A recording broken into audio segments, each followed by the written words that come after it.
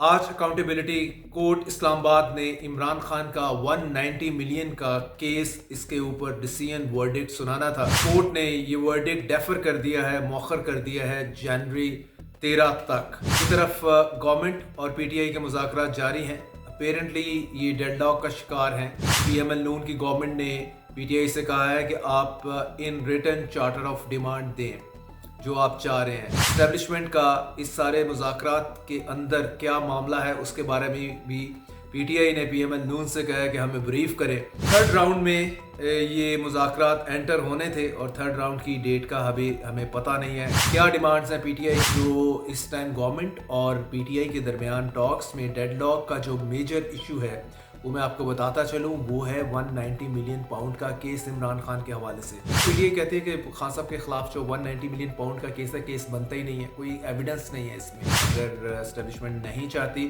तो पीएमएल नून बिल्कुल ना पीटीआई के साथ बैठती। अस्सलाम वालेकुम, मैं हूं जुल्करनैन ताहिर। आज अकाउंटेबिलिटी कोर्ट इस्लामाबाद ने इमरान खान का 190 मिलियन का केस इसके ऊपर डिसीजन वर्डिक्ट सुनाना था, लेकिन कोर्ट ने ये वर्डिक्ट डेफर कर दिया है, मौखर कर दिया है जनवरी 13 तक। क्या इनसाइड स्टोरी है इसकी, आई टेल यू। देखिए, एक तरफ गवर्नमेंट और पीटीआई के मुज़ाकरात जारी हैं। अपेरेंटली ये डेडलॉक का शिकार हैं क्योंकि पीएमएल नून की गवर्नमेंट ने पीटीआई से कहा है कि आप in written charter of demand दें जो आप चाह रहे हैं। पीटीआई कहती है कि एक तो हमें बानी पीटीआई से मिलने दें, मीन इमरान खान से मिलने दें जेल में, उससे हम पूरी गाइडलाइन लेंगे और फिर आगे हम इस हवाले से आपको बताएंगे। दूसरा ये है कि वो इस्टेब्लिशमेंट का इस सारे मुज़ाकरात के अंदर क्या मामला है उसके बारे में भी पीटीआई ने पीएमएल नून से कहा है कि हमें ब्रीफ करें, और अगर हो सके तो अगर आप पीएमएल इस्टेब्लिशमेंट का नुमाइंदा इसमें इंक्लूड कर लें तो ये भी बेटर होगा। तो अभी थर्ड राउंड में ये मुज़ाकरात एंटर होने थे और थर्ड राउंड की डेट का अभी हमें पता नहीं है। आज चूँकि अकाउंटेबिलिटी ने जनवरी 13 तक कर दिया है तो इट मीन्स कि ये अगला राउंड 13 जनवरी से पहले होने का चांस होगा। लेकिन इनसाइड स्टोरी क्या है वो ये है कि ये जो बज़ाहिर देखें, चार्टर ऑफ डिमांड लिखने में तो शायद दो लाइनें नहीं तो एक पेज लिखा जाएगा मैक्सिमम। क्या डिमांड्स हैं पीटीआई की? नंबर 1 ये है कि सियासी कैदियों को आज़ाद किया जाए। नंबर पीटीआई के सियासी कैदी स्पेशली। नंबर 2, जो मे 9 और नवंबर 26 के वाक़यात हैं उसके ऊपर कमीशन, आज़ादाना कमीशन बनाया जाए, जुडिशल कमीशन बनाया जाए जो इसको प्रोब करे। तो ये कितना, एक पैराग्राफ हो जाएगा दो डिमांड्स का, मैक्सिमम कितने वर्ड्स हो जाएंगे? 100 से भी कम होंगे शायद इसके अगर लिखना शुरू करें।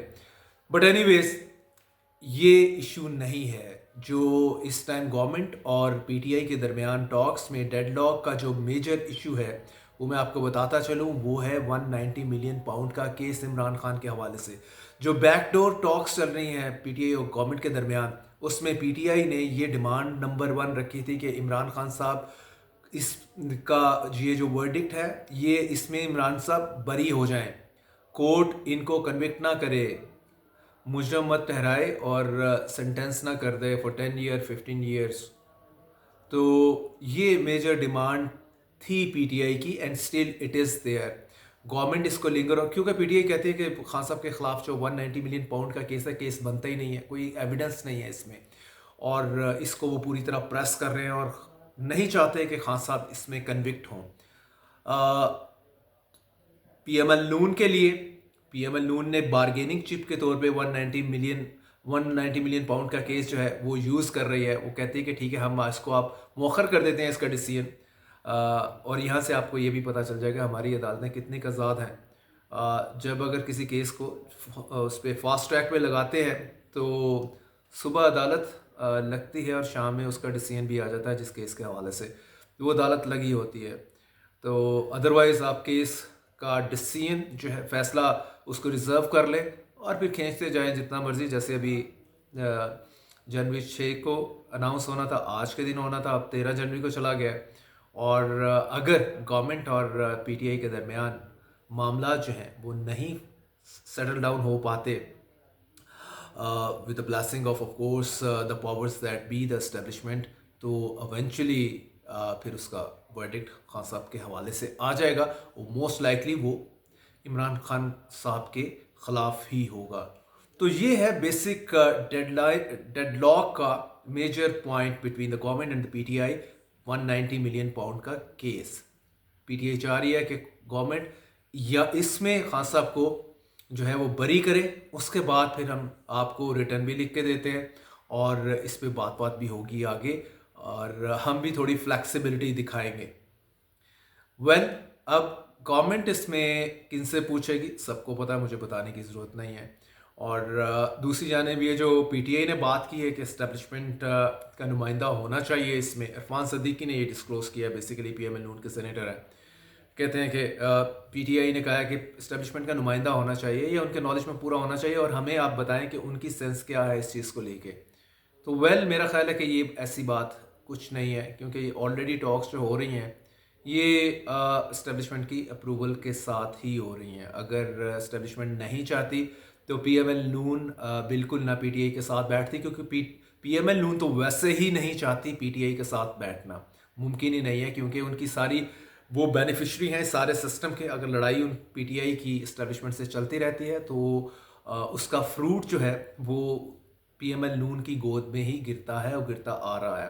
तो वो क्यों चाहेगी पीएमएल नून की गवर्नमेंट पीटीआई के साथ मुज़ाकरात करना? नॉप, इस्टेब्लिशमेंट की अप्रूवल के ऊपर ही या उनके ऑर्डर के ऊपर ही PML Noon across the table PTI के साथ बैठी है। और पीटीआई अब ये ज़्यादा चाह रही है कि इसमें से हम ज़्यादा गेन कर लें।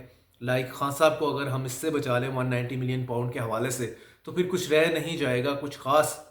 और खान साहब की आज़ादी जो है वो सर्टन है, फ्रीडम सर्टन है।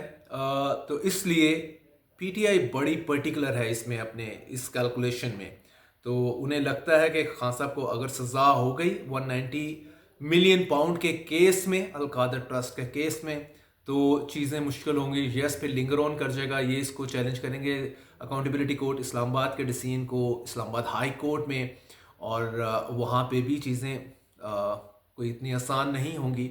बट एनीवेज इनका यही है कि इसी स्टेज के ऊपर ये केस ख़त्म हो जाए, मीन आज़ाद हो जाए, बरी हो जाए खान साहब। तो पीटीआई के लिए विन विन सिचुएशन है। इसी का यही सारा प्रेशर डाल रहे हैं गवर्नमेंट के ऊपर। बाकी वो दो जो डिमांड है वो कोई पहले भी कोई इतनी बड़ी डिमांड्स नहीं थी, तो वो मेन नहीं है, उसके पीछे ये मामला है। मैंने कहा आपको बताऊँ इस हवाले से। Thank you.